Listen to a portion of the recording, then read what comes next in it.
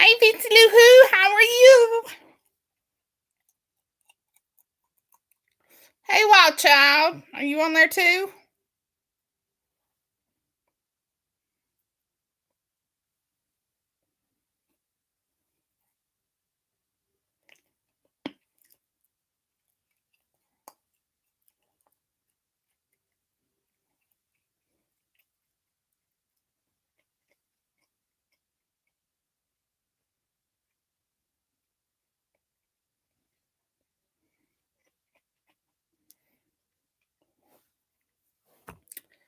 Yeehaw!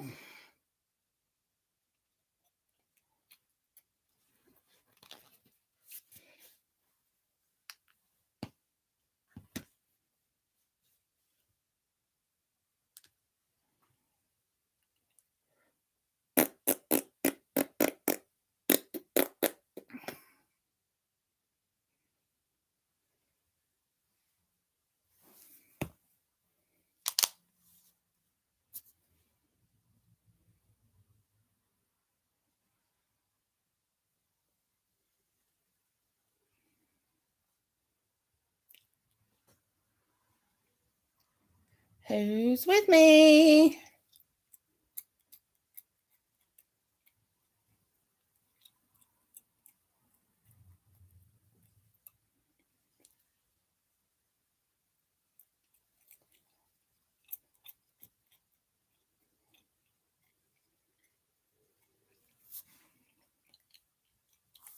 Hey, hey, hey, hey. How you doing, Sherry? Is everybody doing all right tonight? Vincy, are you still on here?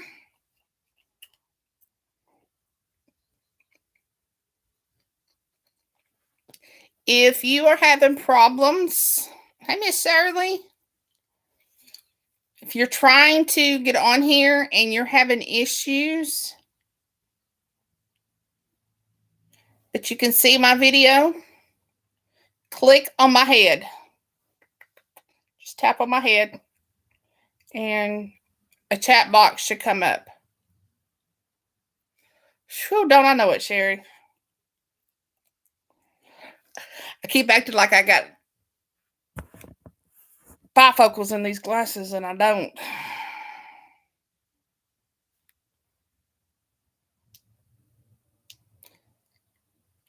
But yeah, if you guys can see me, just tap on my head and that should be your chat box. That'll be your chat box. So try that and see if that works.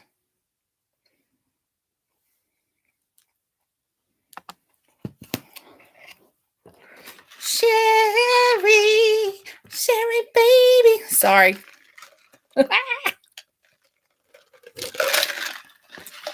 I've been doing that stuff all day. A word pop into my head or a name or something, and I'll start singing.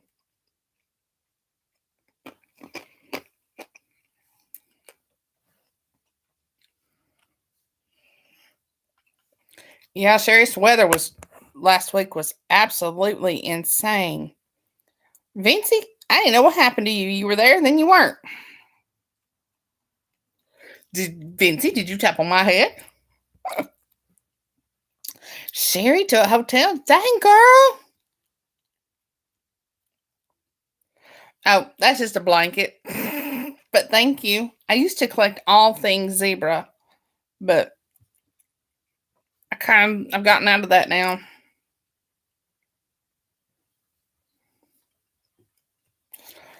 Neener Beaner's in the house, aka Ori. Dang, Sherry, you been in a hotel for 2 weeks? That sounds like heaven. Wish I could stay in a hotel for 2 weeks.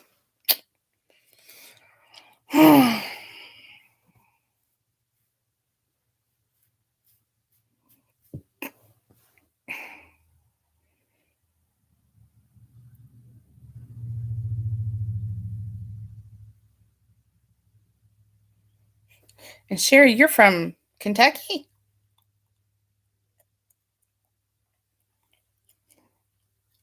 Certainly Nina and Orly's the same thing.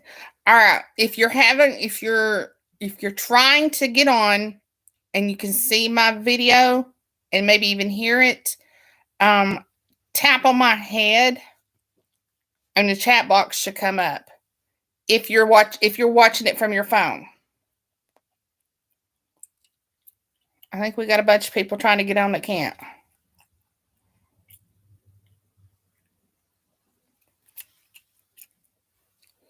Tap.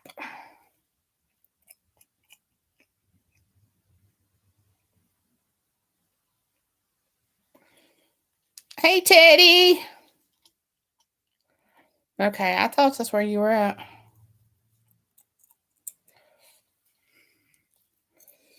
Okay. Nina, have you been in touch with Eden? Is she able to get on, or is she trying to have? Is she having issues?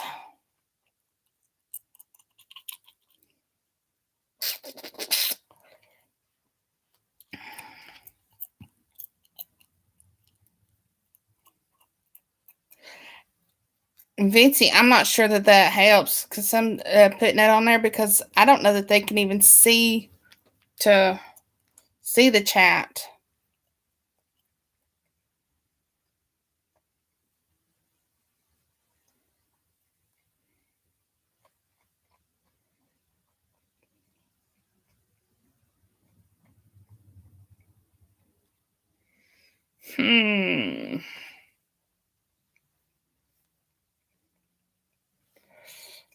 If you see my video, tap on it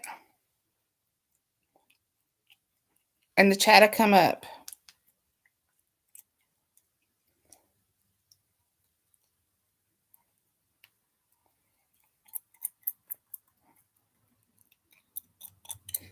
We're losing people.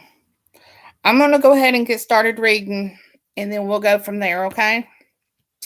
So, tonight's book is Hunter by Eden Summers.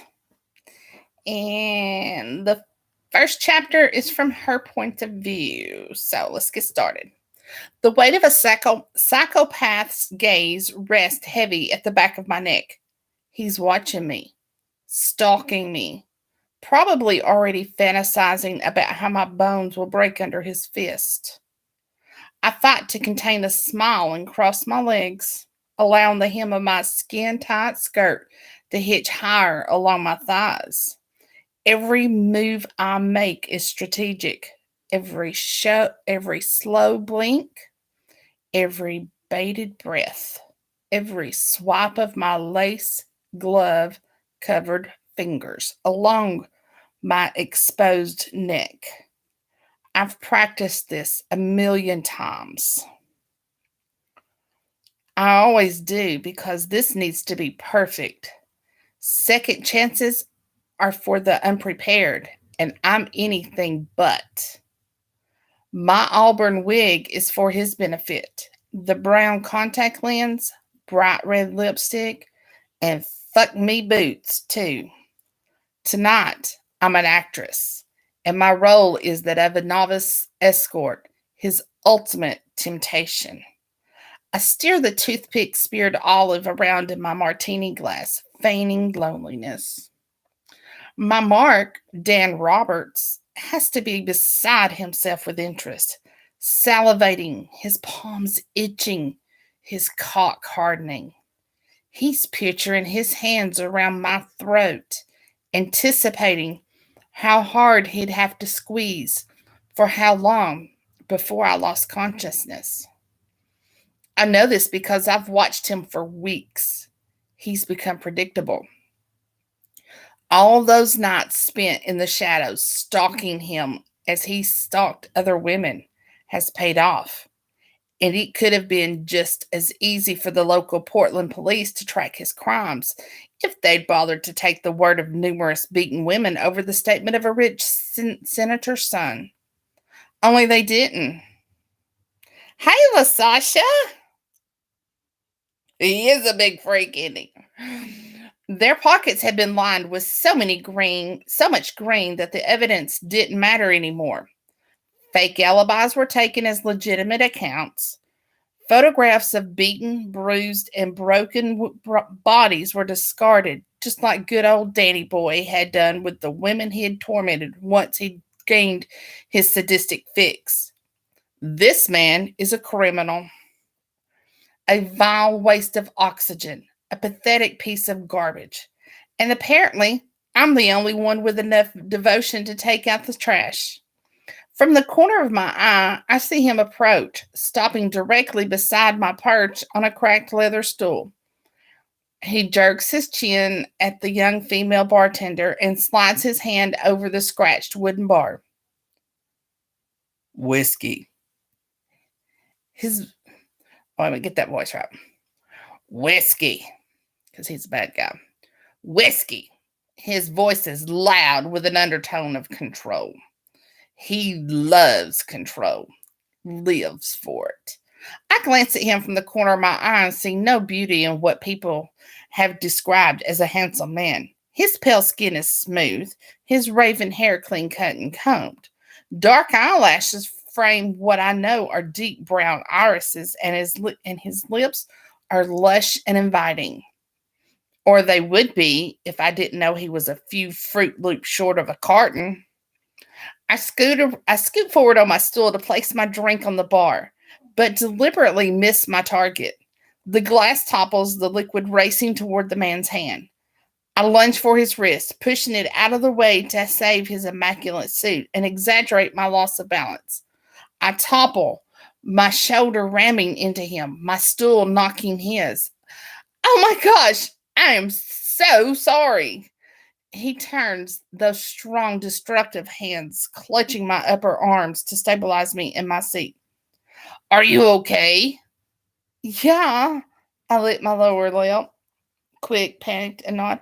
I was trying to stop your jacket from getting wet and made an even bigger fool of myself.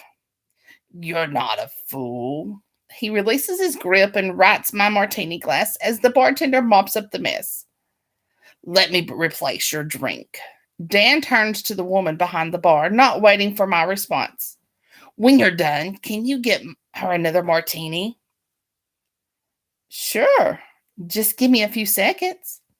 I remain still, the screaming euphoria of the celebration contained to the inner walls of my mind. My plan is working. The foundation has been laid. Thanks. That's kind of you. Not entirely. There's a catch to my generosity. He shoots me a glance, his lips kicked at one side. You have to promise to sit with me until you finish your drink. His gaze slithers down my body, curving over my breast, my hips, then lower, all the way to my exposed calves. I will my cheeks to blush. I will them and will them, but alas, I'm not that fucking demure. Instead, I lower my gaze and bat my lashes. Actually, I don't think that's a good idea. I'm working. I hitch the strap of my small clutch higher on my shoulder. It's my first night. I was told to always stay near the bar unless I have an offer. His thoughts practically crackle in my head. He's thinking how easy this is, how perfect, how serendipity,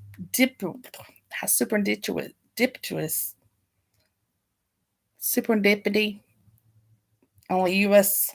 You guys know I have problems with big words. You bet it, buddy. Working, he muses, palming the two drinks the bartender slides toward him. Yeah. I nibble my lower lip, exaggerating my vulnerable, virginal escort role. I bet everyone can see how nervous I am. I glance around the dilapidated bar. Nobody pays me any attention. It's like my favorite drinking hole on the other side of the city, frequented by depressed drunkards too liquored to notice if it's day or not. Maybe a tiny bit, he chuckles, and I try not to cringe at his equally fake facade. Come on. He swings out an arm, his whiskey pointing to the way to one of the free booths in the back corner. It's only one drink. I won't take up too much of your time, he winks, unless you want me to. I continue to devour my bottom lip. It's my go to move. And from the way he keeps glancing at my mouth, it must be working a charm. I guess one drink can't hurt. I scoop from my stool, grasp the martini glass he offers, and saunter myself to our private destination with the predator close at my back. My skirt hitches higher with every step, the material creeping teasingly closer to my lace panties until I slide into the booth. Get yourself settled. Dan places his whiskey on the table, his free hand twitching at his side. I need to excuse myself for a moment. Okay. I sip from my glass, watching him over the rim of his as he strides toward the restrooms. He may be heading for the bathroom, but I know his main objective isn't to use the facilities. He needs to calm himself, to lessen the adrenaline spurring him to make snap decisions. Day to day, he can fool the average Joe. From my time watching him, I've learned that he gets careless when close to obtaining a fix. He turns into a stereotypical addict, jittery, breathless, and unable to control the need to rush to the finish line.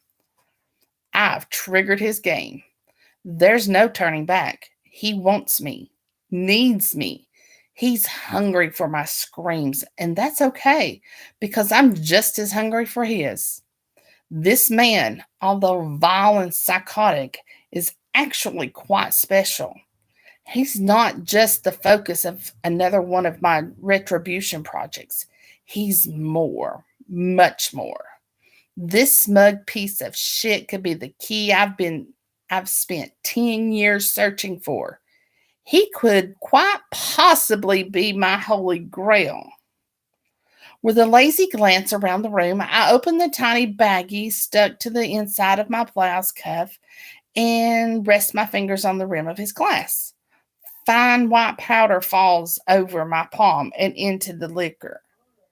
The rohypnol dancing through the liquid with such choreographed perfection, I can't hold back a smirk. The sight is beautiful, peaceful, karma in motion. I dust my gloves gently, brushing off the evidence.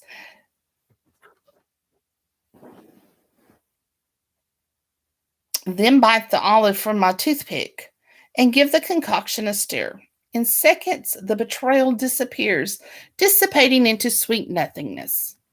Every inch of me thrums, pulsing and throbbing from the inside out. The enjoyment only increases when the door to the men's bathroom opens and Dan strides forward with a wicked grin. He thinks he's good, and I've got to give it to him. When he comes to being a sadistic son of a bitch, he's a real winner. What he doesn't realize is that when revenge is the aim, I'm the motherfucking queen. Years of experience flow through my veins. Retribution is my specialty. I discreetly flick away the toothpick and paste on a chaste smile as he reaches the booth. Everything okay? I ask as he hovers at the end of my seat, his forehead beating with sweat, his gaze darting around the room. Let's get out of here. Leave? A twinge of panic unfurls in my belly, and I shove it down with a sip of gin. I'm the one in control here, not him. I can't. I'm working, and you haven't even started your drink. Hey, Jackie. Hey, Nina, have you checked on Eden? Is she having problems getting on? He grasps his glass and downs the contents in 2 large gulps. Big mistake, Danny. Fucking huge. I release a gurgly laugh, the sound obnoxious to my ears. You're eager. I guess I can't help myself. You're a beautiful woman who's nervous about her first gig. My gentlemanly nature means I'm obliged to ease your burden. I take another sip, a tiny one to ensure I remain level headed. And how will you do that? By being your first customer. Ding, ding, ding, jackpot. Oh, my response is shy, but no matter how hard I try, I still can't get my cheeks to heat. I wasn't expecting that. He reaches out a hand. Come on, let's go. Wait, I can't leave. Not yet. The drugs need time to start their numbing goodness. We haven't discussed payment. He reaches for his back pocket and pulls out a wallet. Name your price. That depends on the service. He retrieves a stack of bills and places them on the table. Is this enough for a few hours? My lips part as I pretend to be gobsmacked by his generosity. In reality, I'm scrambling to style. Yeah? I slide my fingers over the money, drag it toward me, then slip it into my clutch. That's more than enough. Come on, then.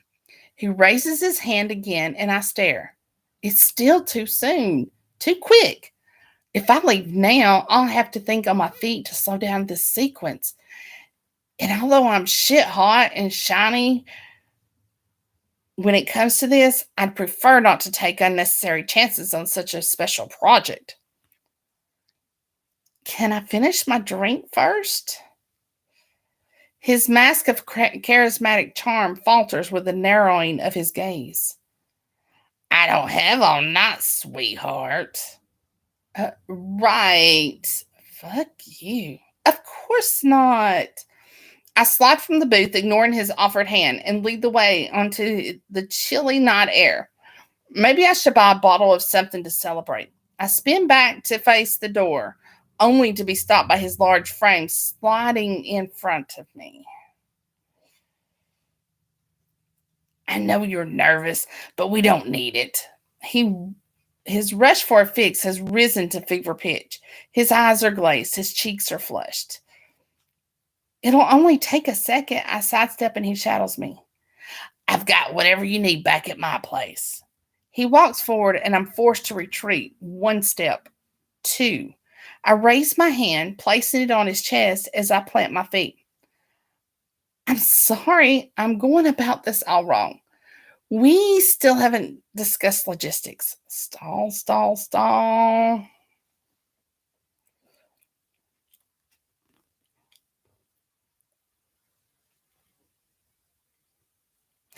Hey, Samantha, I missed you getting on here. Oh my gosh. Nina, what about Eden? Is she on here? Have you been able to get a hold of her?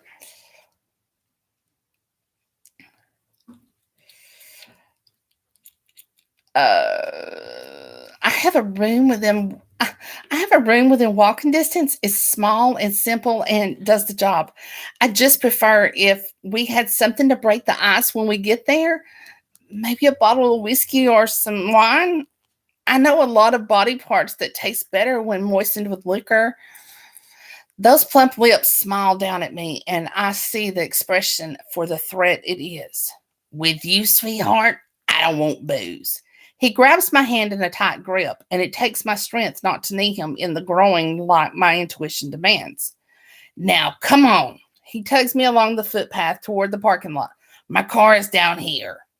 We don't need to drive. My hotel is literally at the end of the block. It's an easy walk. I'm not interested in walking. He tries to charm me with a Playboy sparkle in his eyes. And my place is warm and clean, not some seedy hotel on the wrong side of town. If I get in his car, we won't make it to his Lake Oswego home. I'll be driven to an isolated industrial area where he'll where he'll try to beat me, rape me, then leave me battered and barely breathing on the side of the road. No, thank you, Danny boy. I appreciate the offer, but I insist on my hotel. I pull my hand away. Neutral ground, you know? His nostrils flare, and I wonder if he'll drop this bullshit act and drag me hair first to his getaway car. It's decent accommodation, I exaggerate with a flash of my pearly whites. You'll like it. It's the car or nothing. My chest tightens. Fear and anxiety collide in a mass of tangled emotions. I can't throw away my one and only shot at this, at him. But I can't get in that car either. Not now, not even with the looming promise of his Rohypnol-induced impairment. Confinement in a small space would mean my fun would end and his would begin. I'd lose my advantage and he'd gain the upper hand, his strength against my strategy. I have to stick to my plan or let him walk. God, I don't want to let this fucker walk. Then I guess this is where we part ways. My face falls and I don't need to fake a stricken expression. I'm on the verge of a heartbreak, devastated at the thought of this guy getting away, not only with what he's done, but with the information I desperately need. See ya, handsome. I give him a timid finger wave and the chance to demand a refund before I turn in the direction of my hotel. I take slow steps, and his pursuing footfalls don't hit my ears. He's not following. I guess he's too frustrated to even ask for his cash. Shit. 4 weeks of meticulous preparation disintegrate into painful splinters, each one penetrating my skin to exasperate the failure. This guy deserved what I had planned. He'd earned it over months, possibly years of brutality. But losing the connection to my past tears me apart, limb by limb, nerve by nerve. Anger boils my blood. The potency so rich, my throat tightens with the need to scream. I can't turn back. I can't. Getting in his car is too dangerous. The drugs might not kick in for another 20 minutes, maybe more. He'd easily overpower me. I'm not stupid enough to believe my years of self-defense, martial arts, and boxing classes could save my ass in a confined space up against the deranged psychopath. The knife in my boot is insurance, but I'm not infallible. I grind my teeth to the point of pain as I trudge the 8-minute walk to the sleazy, pay-by-the-hour hotel with its flickering red vacancy sign.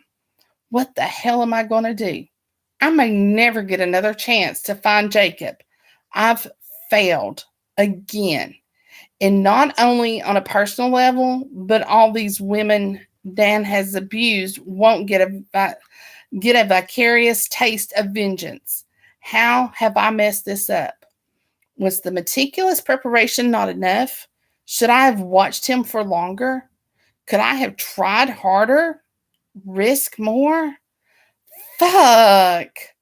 I pull the hotel key from my clutch and stride to the door 15, the last room in the single-story complex. I slide my key into the flimsy lock, preparing to lick my wounds in private, when the noisy crunch of asphalt alerts me to a vehicle entering the parking lot.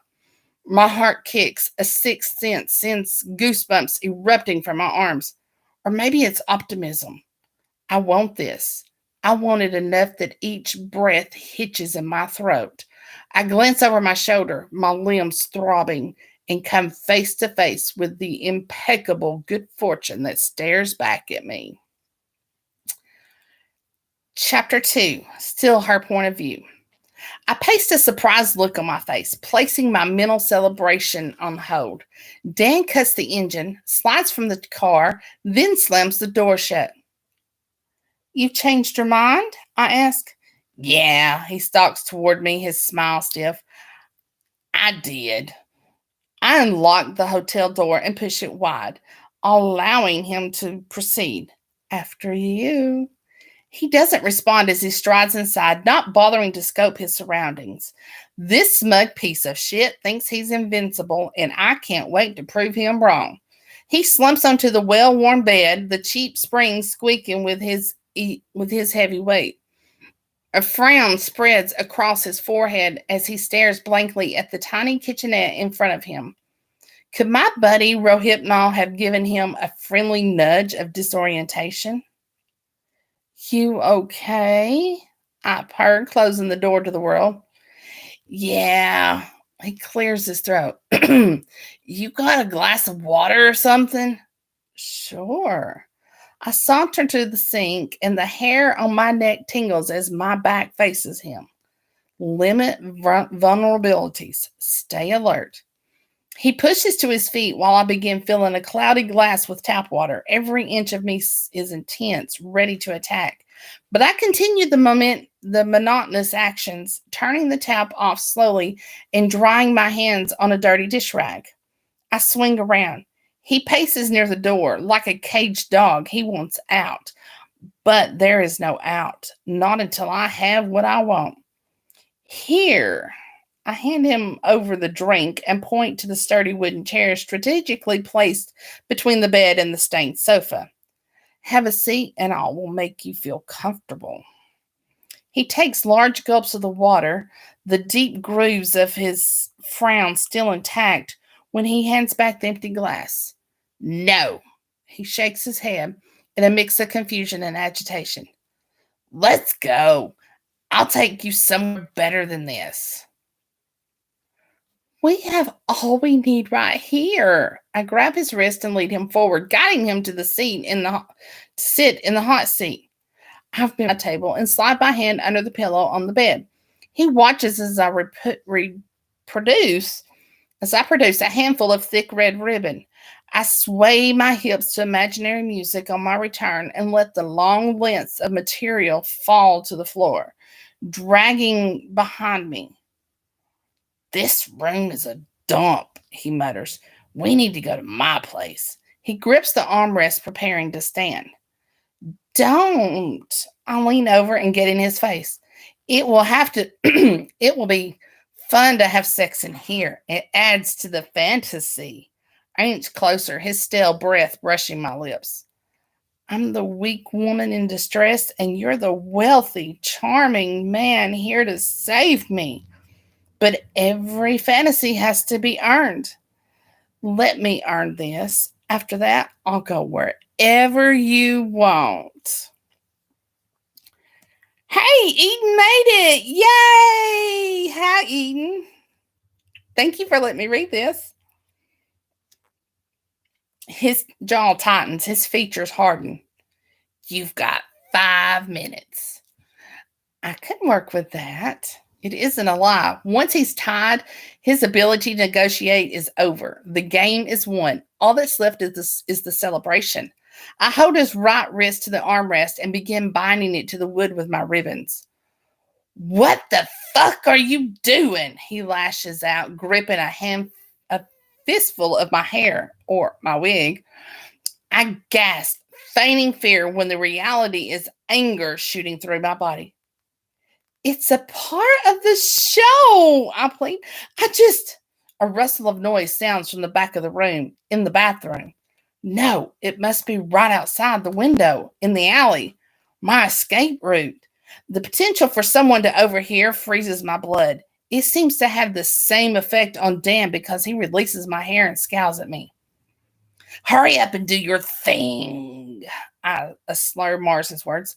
Then we leave. I nod quick and sharp, ever the eager escort, and continue binding one wrist to the armrest, then the other. Next, I kneel between his spread legs, sliding my palm over his crotch as I lower. There's no hardened cock behind the zipper, no erection, no arousal.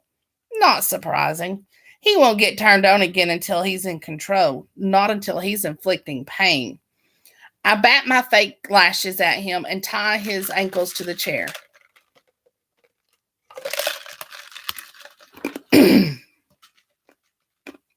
Tightening the last knot against his leg with all my strength. Jesus! He tries to kick me and falls under the restriction. Stupid bitch, that fucking hurt. I cluck my tongue, stand, and leisurely walk to the bathroom to close the door on anyone in the alley who may plan to snoop on my pleasure. You're really showing your true colors now, Danny boy. His face slackens. I let the situation sink in. My familiarity, his vulnerability. Warring emotions spread across his face, from confusion to annoyance, then more confusion. Who are you? I shrug and stroll back to stand before him. Consider me a business partner. We're going to work together tonight. Is that right? His narrow gaze holds mine as he tugs at his wrist bindings. Well, I'll be more than happy to help a pretty lady, but you might want to untie me. We can't work together if I'm stuck like this. You'll do just fine where you are. I moved to the bed and dropped to a knee to retrieve the folder I stashed under the ensemble. It's very easy, actually. All I need are a few answers to some really simple questions. Ha! He grins. If you're after information, I'll tell you what I've told everyone else. You're not getting anything until I get paid. I'm sorry, but that deal isn't going to work for me. I'll have to convince you to try this my way. It's my turn to smile, the curve of my lips gentle with the slightest hint of a cocky menace. And what's stopping me from yelling for help? I think the most influential answer is my ability to cut your dick off and dive out the back window before anyone finds the room key. He snarls. There are many more reasons, I continue. Like, what will Daddy think when another escort makes claims of sexual assault? I don't think the senator will appreciate an additional scandal where you're concerned. You fucking cunt! I chuckle. If only he knew. Now, as I was saying, it's very simple. I slide out an image hidden inside the folder and hold it up. This guy. I point to the man standing beside Dan in the candid photo. I need to find out where he is. He doesn't glance at the image, doesn't even acknowledge it. Sorry, I can't help you. I inhale slow and smile. You sure? Yep. I nod, shrug, then slam my elbow against his cheek. His head jolts to the side. His shouted curse fills the room. How about now, Dan? You're gonna die, bitch! He bucks in the chair. I'll fucking kill you with my bare hands. I lunge, grasping his throat in a tight grip as I glare. Let's get one thing straight. You might think you're tough as nails because you hurt defenseless women, but I spend my days fucking up ruthless men. I will cut you, flay you, I'll slice you open and wear your intestines like a fucking necklace to your own funeral unless I get what I want. I release my hold and step back. We're both panting. Our chests are heaving. Dan glares from under his lashes. His lids are heavy.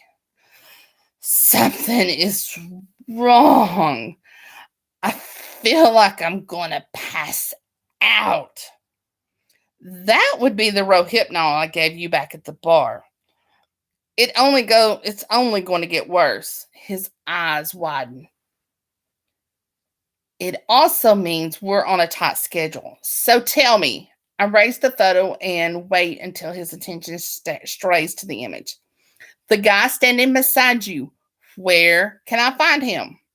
He squints, his fingers gripping into the chair. Like I said, I don't know him. Danny. I cluck my tongue as I return to the bed. I slide my hand under the pillow and Pull out a knuckle duster. He watches my return with narrowed eyes as I slide the shiny metal down my glove-covered fingers, then cock my wrist. Wait! That photo was taken 2 years ago. Where? I don't know. It was a rented property. Some mansion on the outskirts. The outskirts of Portland? My words flow in excited rush. Here? Yeah, here. And you spoke to this guy. What were you doing with him? Have you seen him since? And who rented this property? I fire questions, hoping to maintain the momentum. He shakes his head, his brows furrowed. It was a party, a celebration. I only went to pick up a package. What sort of package? His chin lifts. Laundry, he grates, aka drugs. What a naughty, naughty senator's son. And this guy, I tapped the man standing next to him in the photo. Is that who you got the package from? He jolts his wrist. Yes! Christ! Who the fuck are you? You're getting yourself messed up in some pretty heavy shit, sweetheart. Why don't you let me worry about that? I only need the briefest grasp of information. That's all it will take to make another connection, another lead. Do you know his name? I can't remember. Liar. Think, Danny. I dropped the photo and leaned forward to grip his junk. Think hard. He winces, but the severity of my hold isn't evident in his features. The drugs must be providing a numbing effect. I squeeze tighter and twist, achieving a grunt. Sanders, Zeke, Zach, fuck! I can't remember. His last name was Vaughn. Are you sure? I point to the photo. You're telling me this guy goes by the name Vaughn? Yeah! That's exactly what I'm saying, bitch. My heart pounds, the inspired reverberations ebbing all the way into my stomach. I can work with the name. That's all I need to inch another step closer to Jacob. I release his dick. If you're lying to me, his head lolls back. Too fucking tired to lie. Okay, good. Tingling optimism makes me believe him. Are you going to let me go now? His blinks are slow and sluggish. I'm running out of time. We're just getting started. He scoffs, opens his mouth, and yells, Help! Jesus. Woo. I slammed the heel of my palm into his nose, cutting off the call, then lunged for the bed.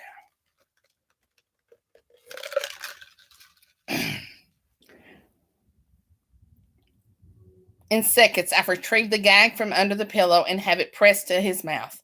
His head thrashes and he yells through the clenched lips as I increase the pressure, banging and smacking the hard-ball gag until he relents and opens for me with a growl. Good boy. I tighten the strap behind his head, then come back to stand in front of him, admiring my handiwork. Revenge is such a pretty picture. He's yelling, mumbling, whimpering behind the gag. Rage glares back at me, but it's a wavering emotion, a sleepy anger that dissipates. He no longer tests his bonds, the mind-numbing drugs making the situation more acceptable. That won't last long. Now that we have the photo out of the way, I want you to know I've been watching you for quite some time. I hope to reignite his fear or maybe a bit of panic. Instead, he looks straight through me. You enjoy hurting women, don't you? He releases a half-hearted chuckle, his eyes twinkling the slightest bit. Beating them, raping them. I grab his hair and yank. You prey on those weaker than you. His eyes brighten in bliss, in memory. He's reliving what he's done in that twisted mind of his. Even with his life at my mercy, he's enjoying his accomplishments. But then his eyes close. Oh no, he isn't going to take a nap on my watch. It's time to fast forward the festivities. Hey, I slap him. You gotta stay awake for this. I'm hell bent on retribution, but I'm not gonna beat the unconscious. He mumbles over and over the same cadence, the same indecipherable syllables. I'm curious enough to lower the gag and give him a chance to confess his sins. What's your name, bitch? He slurs, his eyes still closed. I want to know what to whisper in your ear when I'm raping you raw. Oh, honey. I reposition the knuckle dusters, pressing them lower on my fingers. Threats don't work well with me. You touch me again and I'll kill everyone you love. I wish you the best of luck. His eyes open, but he's not there. Not really. I doubt he'll remember any of this tomorrow. He'll only have the physical pain to taunt his unclear memory. I run the cold metal on my hand along his jaw. Maybe I should cut out your tongue to stop your sweet talking ways. He spits at me, the projectile not making the distance. You're dead. Not yet. So while we're both alive and kicking, I'm going to give you a refresher on the lives you ruined. I shoved the gag back in place and clenched my fist. Cassidy Trelawney, 26, broken ribs, broken jaw. I cock my arm, my limbs heating with approaching euphoria. Then I swing, launching my fist into his ribs. A muffled grunt is my reward. Melissa Taylor, 28, swollen lip, 2 black eyes, and 8 facial fractures. This punch I aim at the middle of his face, cracking cartilage and distorting his nose. He yells. Everything inside me tingles in celebration while rivulets of scarlet blood seep from his nostrils toward his mouth. I continue naming the women he's assaulted along with his long list of offenses. Each time I land a blow harder than the last until his face is a masterpiece of reds, maroons, and puffy swollen skin. Bree Foster, Carla Kane, Zoe Day, Amanda Scoopin. Do you like feeling vulnerable, Dan? I stand in front of him, cupping his clean-shaven cheek in my palm while I run the steel down the other side. Do you like knowing I'm hurting you the same way you hurt those women? His eyes roll and my stomach swells with disappointment. He's tapping out already. Weak fucker. Then again, I did give him a healthy dose of powdered goodness. That's the downside of the drugs, I sigh. That and the unlikelihood you'll remember this tomorrow. But I want you to try, Danny boy. I want you to try real hard. Can you do that for me? His head slumps forward, a barely conscious affirmation. I lean in, place my lips near his ear, and close my eyes as I breathe victory deep into my lungs. Good, because I never want you to forget the night karma finally caught up with you. Chapter 3, Her. I leave Dan tied to the chair, drool seeping from around the gag, while he slumps forward in unconsciousness. Every inch of me that was numb and emotionless that the day before is thrumming with the enthusiasm of a cheerleader at a pep rally. The buzz spurs me on as I slip through the bathroom window with a pack of my belongings strapped on my back and strut my cheap fuck-me heels as far as they will take me. My journey home lasts longer than my magical moments with them. I walk a lot of miles, catch 2 different cabs, and slink down numerous dark alleys to dispose of every item of my costume in a different location. By the time I reach the bar across the street from my apartment, I'm dressed in my favorite pair of denim jeans, a tight long sleeve, plunging top, and my strappy stiletto heels. The lack of warm clothing isn't appropriate for the January chill, but that's what adrenaline is for, right? That and the promise of a stiff drink once I get inside. I opened the door to the atomic buzz, a drinking hole with nowhere near the edginess of a lure on its name, and Brent, the owner, grins at me. You're lucky, Steph. I was thinking about closing early.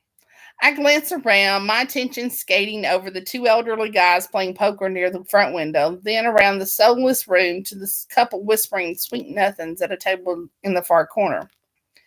And ruin the atomic buzz you've got going? I ruffle the long blonde strands of my hair, trying to work out the stiffness left from the nasty wig. It looks like you've doubled your clientele since I was here last. Almost. What are you drinking tonight? I throw my pack to the floor and slide onto a swivel seat, resting my hands on the sticky wood of the bar. Whiskey, neat. Thanks. Brent raises his brows as he reaches for Johnny Walker, then slides me a filled glass. Yeah, I know, it's a sick fuck move picking Dan Roberts' drink of choice. But I'm in a sick fuck kind of mood. I'm celebrating a job well done, I clarify. What job was it this time? He eyes me with interest as if he's actually invested in my life. Nobody else looks at me like that. No one has in years. I make sure of it. The professor had us researching the growing number of assault and rape cases tied to solicitation. I sometimes wish I could tell him the truth, that I don't work as a research assistant for a college professor who specializes in violent crimes. Having one person in this world to confide in could be a game changer, but trust issues were one of my many colorful traits. Which means we're onto a new project by the end of the week. I raise my glass in a silent toast, then take a sip. Well, congratulations on having finished studying that fucked up shit. He gives me a grim smile. You know, my sugar daddy offer still stands whenever you want to quit that horrible job and let me take care of you. That one, I need one, please. Thank you. I don't know. He's probably a splendid daddy too, like the one I got. I laugh. Brent, you've only mastered the daddy part. When you get the sugar, let me know. The door to the bar opens and we glance to the guy making his way toward us. His face is turned as he scopes the room, but the black jeans and matching leather jacket tell me he's got enough self-respect not to be seen in a place like this. Think he's lost? Brent asked. Without a doubt. I returned to my drink, cupping it in my hand. I'll bet you $5 he asked for directions out of this hellhole. You have such little faith in my fine establishment. I sip casually, enjoying my salute to Danny boy as the newcomer sits 2 chairs away, teasing my peripheral vision. What can I get you? A Corona. His voice is low and subtle, barely a whisper of response, yet masculine enough for me to appreciate. Coming right up. Brent shoots me a look as he grabs a bottle from the fridge beneath the counter. He eyes wide in exaggerated surprise before he returns his focus to the new guy. You a local? No. What brings you here? There's a huff, a pause, then a muttered laugh. Brent twists the cap on the bottle, hands it over, and returns to his leaning post against the back counter. Steph, look at me. I frown because I'm already looking at him. This guy is perfect for you. He's quiet and unresponsive. Just how you like him.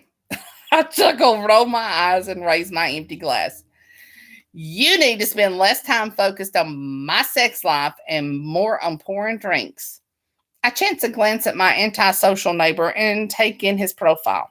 His lips are tight. His jaw, too. There's a wealth of hostility vibrating from him. Even the dark stubble hugging his cheeks has a rough fuck-off vibe as wisps of hair shadow his eyes. Where are you staying? Brent asked, ignoring the tension. Do you always make this many questions? See, Vincey, I wasn't leaving out your voice, darling. I was just saving it. Do you always ask this many questions? The guy draws, the words smoothly gliding over his tongue to polish his annoyance. Yes, he does, I answer. Brent laughs. This pretty little thing, he jerks his head at me, came in years ago with the same aversion to conversation. Took me 8 months to get a name out of her. A name that isn't even mine. I ignore the guilt and swivel my chair to face Mr. Reluctant. You're better off spilling your guts. Just blurt it out, divulge it all. It'll save the monotony of repeating all those monosyllabic answers. He glances my way, dissolving my guilt with eyes so clear and hazel I'm caught off guard. Whoa, profile view was confronting.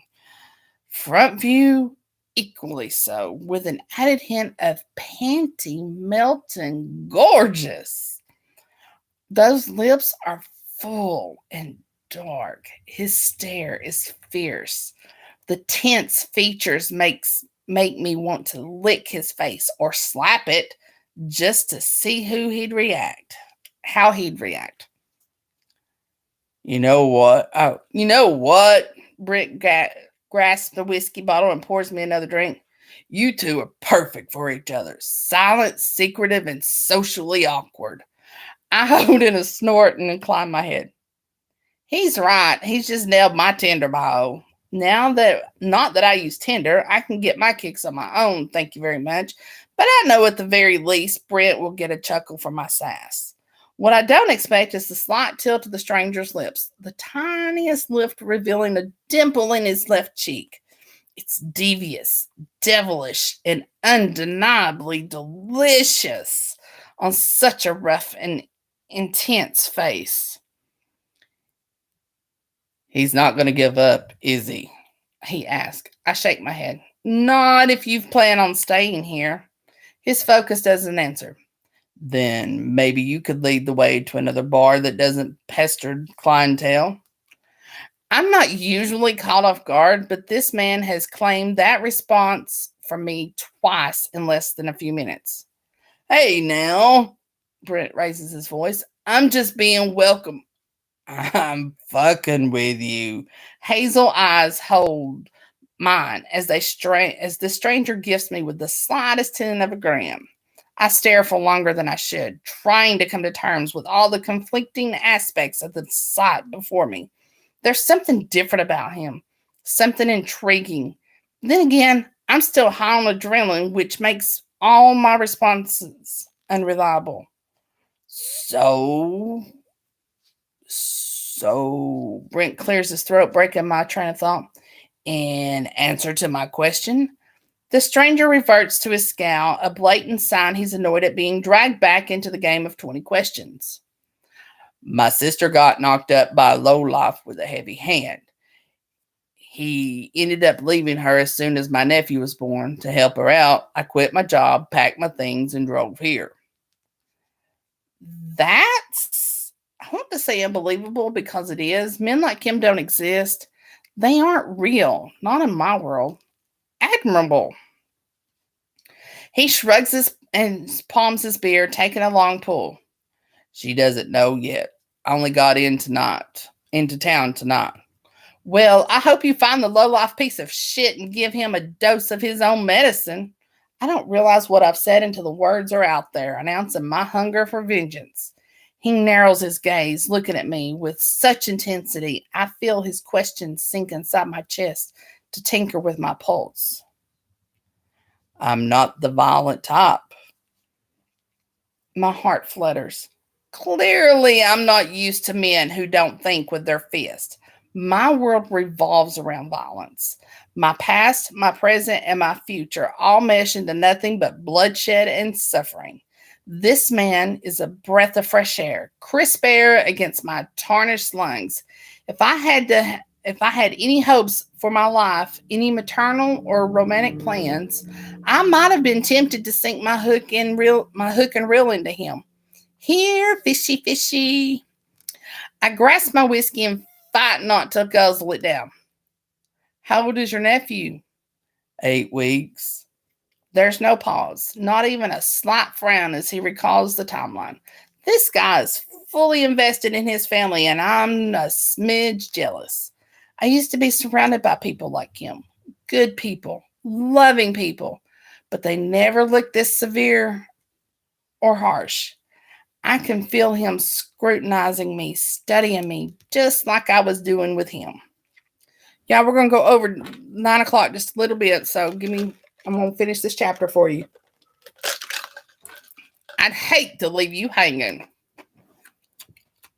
Speaking of hook and sinker, I can feel him scrutinizing me, studying me, just like I was doing with him. See what I've done? See what I've done here? Brent interrupts. My pestering has started a conversation.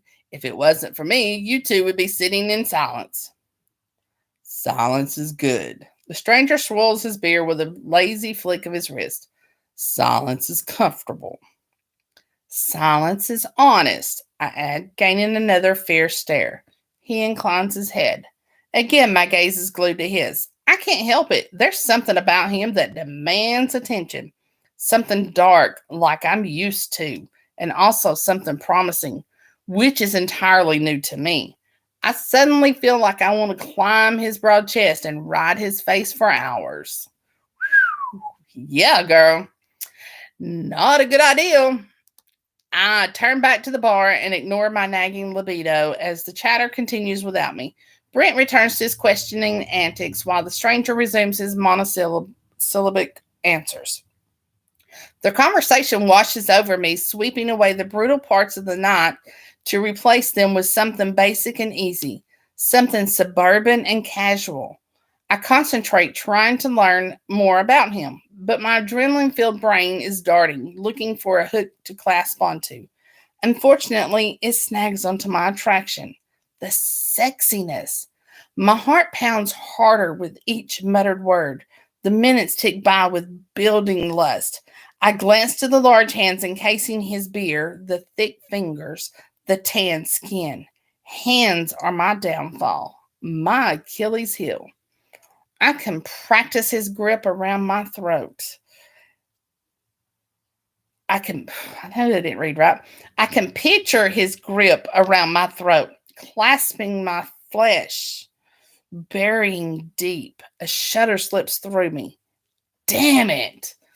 I'm due to get laid. That's all. What is the cobweb tally at now? 2 months? 3? And my last conquest ended up being more of an unwilling victim? He hadn't realized I was leading him into a sexual research situation and did a runner when I donned my newly purchased dominatrix attire. But a woman's got to try these things. I'm inquisitive by nature. Stepping outside the box is what I do. It's how I learn and grow and realize my error of spending $500 on black leather items, including a high neck bralette and matching web garter. How about it, Steph? I blink up at Brent and take another sip of alcoholic goodness. What did I miss? Laboring work. Do you know of any construction sites in the area? Construction, laboring. Of course, this is a broad temptation. Has a body build for sin under his chest. Sorry. I shake my head and keep my gaze straight ahead. Sip, sip, sip. Maybe a temp agency could help? Brent leans into my line of sight, his lips lifting in a knowing smile. What's wrong? I raise my glass. I'm almost out of liquor. It's no secret I like to get my sexy on, and my lovely bartender buddy probably thinks I'm too scared to get freaky with this Hulk-like Adonis. That isn't the case. Tonight is for celebration, and I don't feel like a sexual rejection to tarnish the memory. The insults from my last escapade are still raw. That's a whole lot of spandex, sugar. It wasn't spandex, asshole. It was expensive, supple, matte black leather with gunmetal buckles. Brent fakes a yawn as he refills my glass. Oh, I might think I might call less drinks. I glare and his eyes beam back at me, taunting. Matchmaker, matchmaker, make me a match. Does he think I'm too timid to sleep with this guy? Really? My sexual appetite is more likely to indicate I'll swallow the sexy stranger whole. My drinking partner agrees. I guess I better make a move. I glance at him and he's right there staring back at me, strumming my pussy with his caged emotions. Do you want to get out of here? He asks, passive as fuck. The question not only surprises me, it lassos my womb and squeezes tight. I'm flustered, which is out of character, and I'm also aroused, which isn't all that surprising. Yes, I throw back the last of my drink and stand, but I'm leaving on my own. Apparently, the mix of adrenaline and whiskey has made me reckless. I'm a penny slip away from taking this guy home. This devilish, sexy man with his shadowy intrigue and penetrating eyes. My heart palpitates. My sternum itches. I want to drag him to my apartment by his dick. That sounds like Nina. Ori, she wrote about you. I would strip him, devour him. Not tonight, Snake. Satan, not tonight. I need to focus, regroup. I have a lead to chase tomorrow, and I don't want anything else stealing my attention. I pull my pack from the floor and scrounge for my purse, only to have the stranger shake his head. I've got it. He reaches inside his jacket, pulls out a money clip, and slides a stack of bills across the bar. This should be enough for both of us. It is more than enough. I don't know how to respond. I'm uncomfortable with being indebted. I'm also charmed by his generosity. Thank you. He grasps his drink, not paying me any attention as he raises the bottle. Don't mention it. It isn't a gentlemanly request, it's a statement. A demand that I ignore his kindness. It's entirely gruff and antisocial. It's how I usually act. My MO outside of this bar and away from the man I speak to. It's so familiar I can't help smiling. This man is me. Well, I beat my desire back with a studded bat.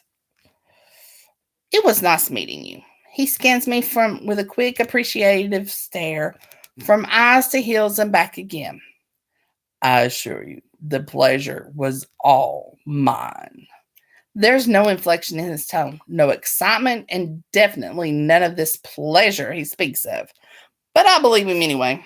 I tingle in places that aren't usually susceptible to flattery. What is it with the big words? I crave more of the scrutiny. I want all of his attention. Shit. I clear my throat to break the trance and sling my pack over one shoulder. I'll catch you later, Brent. I don't glance in the bartender's direction. I focus on the store, my head high, and eat up the space between me and necessary fresh air. I fight temptation like a pro, striding my seductive heels toward my escape, until I hear the squeak of a bar seat. I'm out of here too. That voice slays me. The lethargy, the masculinity. I pause and glance over my shoulder to see my fantasy approaching. The slightest tweak to his mouth, a threat and a taunt, all in one. I should run fast, but all the cautionary thoughts are being smothered by the heavy weight of attraction. There's a hum, a zing. It slides down my spine, tightens my nipples, and contracts my pussy in the most delicious squeeze. I'm already convinced this guy could make me come like a runaway freight train, leaving me devastated and deliciously broken. I want that pleasure. I want that pain too. He raises a cocky brow. You waiting for me, princess? Princess? Seems more like you're following. Maybe. Is that a problem? There is much more to his question than the issue of him tailing me. It's about vulnerability, susceptibility, deliciously dreamy carnality. And yes, it's a major problem. Huge. My normally infallible caution is wavering like a leaf in a hurricane. But I can't voice a protest. The words aren't there, not the right ones, only those that will be so very, very wrong. I guess it depends on what you want to achieve. Thoughts dance behind those lazy eyes, and I want to know them all. I itch to hear his secrets, his darkest desires. I need to know his plans for me, and I want the explanation to come in erotic technicolor. I want everything. His voice is low, pure sex and seduction. My pussy twists in knots. There's no denying the inevitable. I'm going to succumb. This zing is too vibrant to ignore. I can already taste him on my tongue, the alcohol, the sweat. I sigh, resigned to my fate. Then, no, I guess there's no problem at all. Bada boom, bada bang, and there you go, ladies and gents. That's all you get tonight. What y'all think? Eden, thank you so very, very, very much for allowing me to read this. Oh my gosh, I read this, or I didn't actually read it. I listened to audiobooks during the day, and I listened to this book, and I was like, Vincy, Nina, I want her on my schedule. Same thing with Samantha. I've been listening to Samantha's Trident thing, and I said I want her on my schedule because I hadn't read anything by you guys yet. Let's see. You guys need to go get this book. It's free on KU, or Nina says it's $4.99. So if you got KU, go get it.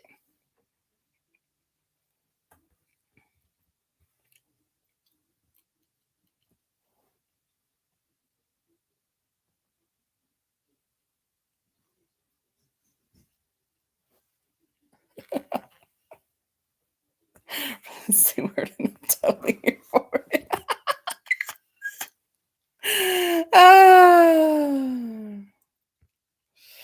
Oh, you guys are cray cray. Yes, Vincy, I know. Awesome. Thank you, Eden. It's not as good as the pros do it, but I do give it my best. Maybe someday I might be a pro. Alrighty, so thank you so much for letting me read it. I was so excited.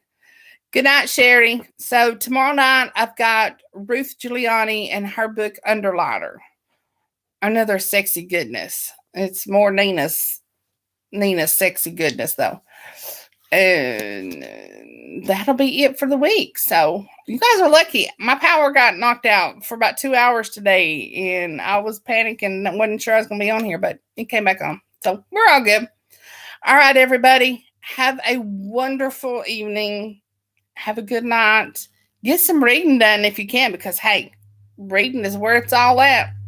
They don't show this shit on TV now, do they? Plus, you can pause it to go potty when you need to, or take care of other things. Whoop, whoop. All right, everybody. Have a good night and happy reading.